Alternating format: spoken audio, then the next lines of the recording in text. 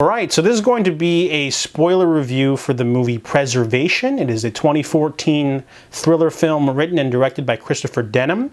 I didn't recognize that name, but I recently saw him in another movie. He's a pretty good actor, so but that wasn't the reason why I wanted to watch this movie. I wanted to watch this movie because it is a humans hunting humans for sport movie, which is one of my favorite subgenres. So I'm always willing to give that kind of movie a chance. However, this movie already does have a pretty low score on IMDb with only a 4.8. Now, I don't really use IMDb often as a gauge for if I'm going to see a movie or not, but it's also a great telltale sign if a movie's ass or not. Because there's like a lot of movies that, I noticed that with streaming services, they'll sort of pick up any movie at all. So if you want any inkling of if a movie's good or not, checking out their score on IMDb can give you a small little gauge of if the movie's worthy or not. If a movie's got like a less than a 5, or maybe a high 6, then it's worth seeing, but anything under 5 is kind of suspect. So Preservation is about 3 people. There's Mike, Whit, probably short for Whitney, and Sean.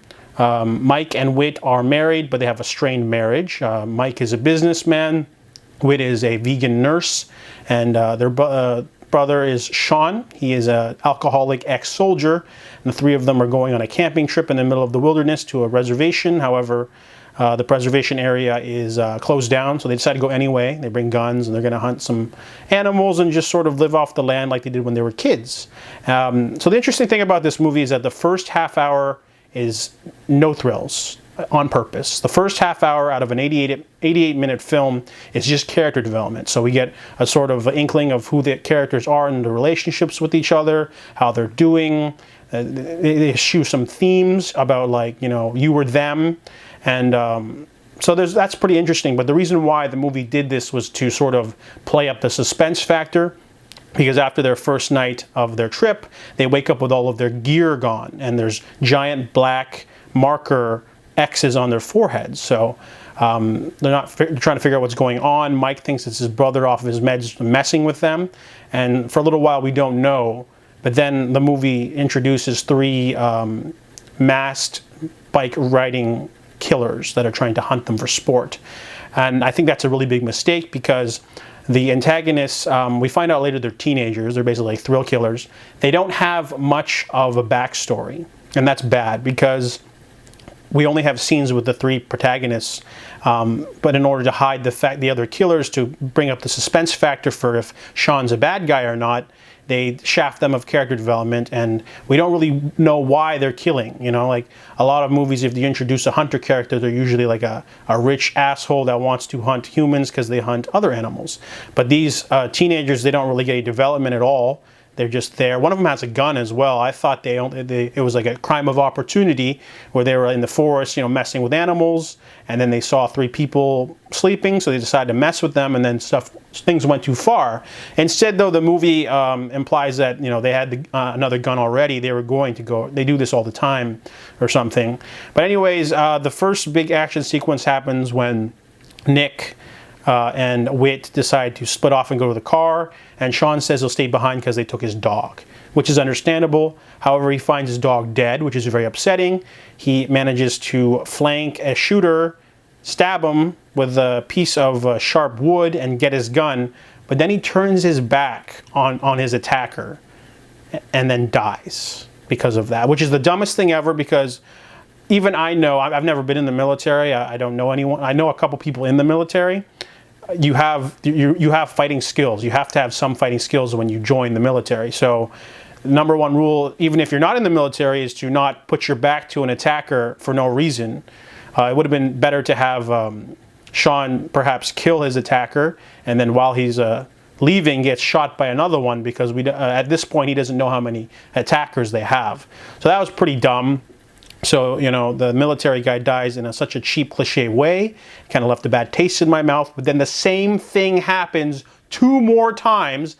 The other characters do the exact same thing. And it really pissed me off, because they really like tried to throw in the whole survival of the fittest themes. You know, would you kill someone else to protect yourself themes?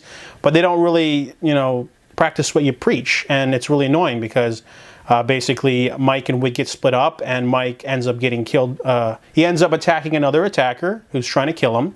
but he doesn't finish him off, and then he gets shot and dies for no reason. So it's really hard to root for protagonists that are really dumb and can't, you know, think like normal people. It's hard to root for them to survive, especially in just a simple survival thriller. You know, it's like one of the basic things is do anything to survive. And it really clashes with the movie's sort of overall theme of, you know, would you kill someone to protect yourself? If it's you or them, what would you choose? Which is sort of like narrowed down by Wit. She's a vegan nurse who, you know, has the Hippocratic Oath. So she has the roughest time, but she's also, we find out she's pregnant. And so she's trying to escape, and now it's up to her to kill 3 of them, which ends up, you know, being okay overall, but it just, the movie has a scene where the 3 teenagers are resting, playing video games. One of them wants to leave, the other one won't let them because they're in too deep. So the finale is decent. She takes on the others. She turns into Rambo, which is weird because she bashed her head in earlier. And yeah, so like when she attacks the first attacker with some road flares, she makes like a smoke screen. She attacks one of them with a tire iron.